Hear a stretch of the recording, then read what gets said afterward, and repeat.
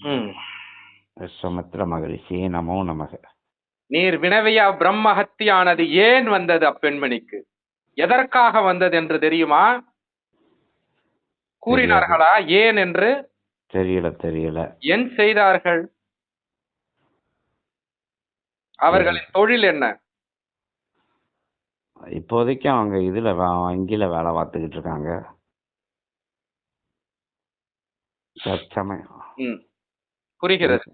புரிகிறது. இதெல்லாம் பிரம்மஹத்தி நிலையிலே வந்த ஆன்மாக்கள் ஏன் இங்கு வந்து அடைந்ததென்றால், அவ்வான்மா, அப்பெண்மணியின் ஆன்மா சுத்த ஆன்மா, நன்னிலை பெற்ற ஆன்மா. அந்நன்னிலை பெற்ற ஆன்மாவிலும் ஆக்ரோஷம் இல்லாமல் சாந்த நிலை பெற்ற ஆன்மா. இவைகளுக்காகவே வந்து சேர்ந்தார் உன் கால் அடியிலே. இருப்பினும் எதற்காக அது அங்கிருந்து இவரிடம் வந்ததென்றால், திருஷ்டி நிலைகளில் இருந்து பல வகையாக பலரும் செய்த செயலால் தான் வந்தது. இங்கு வந்து உன் திருப்பாதத்தை தொட்டவுடன், ராமர் பாதத்தை தொட்டதற்கேற்பாற் போல் அந்நிலை விலகிவிட்டது. நீர் கண்ட அக்காட்சி தீட்சையாக நீர் முதலில் கண்டது இரு கண்களால் அல்ல, நெற்றி கண்களால். இவ்வாறு நிகழ்ந்து விட்டதே நீர் எண்ணினீரே ஒரு நொடி. அந்நொடி எழுந்தார் சிவபெருமான். கஜக என்று அழைத்தார். வந்தது ஐராவதம். ஏறினார், சென்றார். அதற்குள் முருகப்பெருமான் அதை சம்ஹாரம் செய்து கடலிலே வீசினார். சம்ஹாரம் என்ற நிலை என்னவென்றால், ஆன்மாக்களை அழிப்பது அல்ல, ஆட்கொள்ளுதல். அதை நல் ஆன்மாவாக மாற்றிவிட்டார். நல் ஆன்மாக்களாக மாற்றி அவை அடுத்த பரிமாணங்களுக்கு செல்ல வேண்டிய வேலைகளும் சேவைகளும் இருப்பதால் அவை அனைத்தையும் செலுத்தப்பட்டது. இருப்பினும் நான் உரைப்பது என்னவென்றால், அப்பெண்மணி உன் திரு கைகளில் இருந்து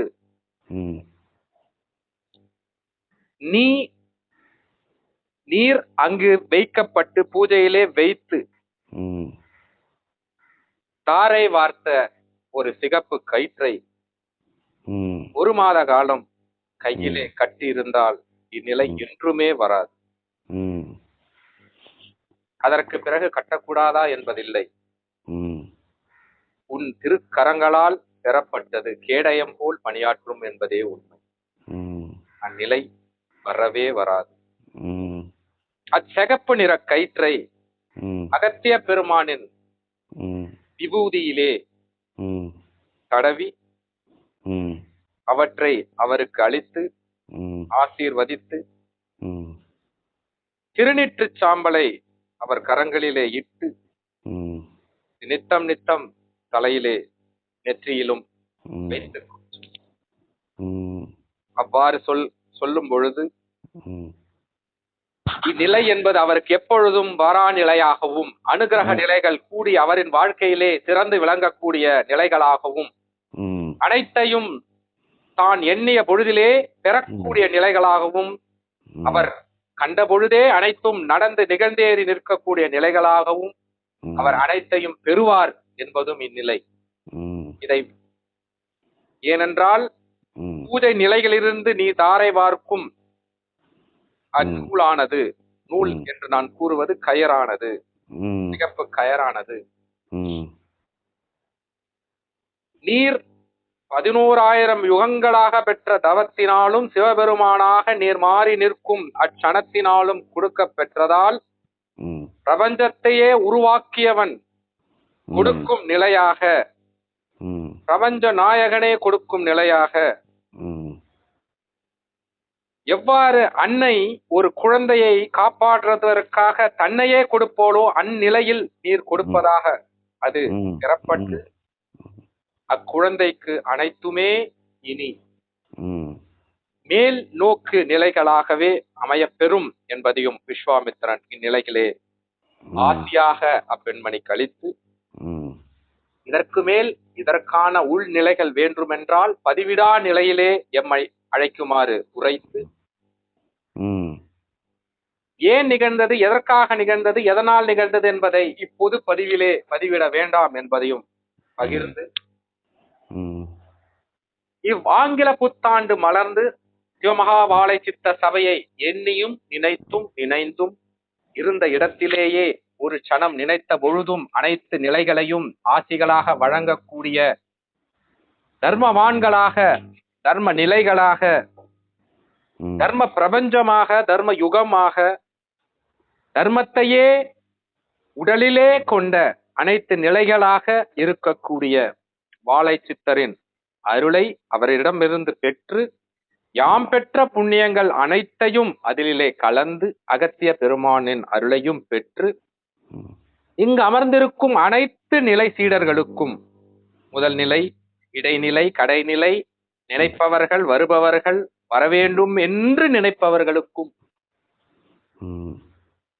எமது பிரபஞ்ச மகா சித்த சபையின் பிரபஞ்ச மகா நகரிலே ஆங்காங்கே சபை வடித்து, சபை படைத்து அனைத்தையும் நிர்வகித்துக் கொண்டிருக்கும் ஆசான் நிலையிலே உள்ள அனைவருக்கும், அனைத்து நிர்வாக சீடர்களுக்கும், எண்ணிய பொழுதிலே வாழை சித்தர் வருகிறார் என்று எண்ணியவுடன் தன் குடும்ப நிகழ்வாக நினைந்து அனைத்தையும் செய்யக்கூடிய அனைத்து விதமான சபையை அணைத்து கொண்டு, சபையின் ஒரு நிலையை ஆங்காங்கே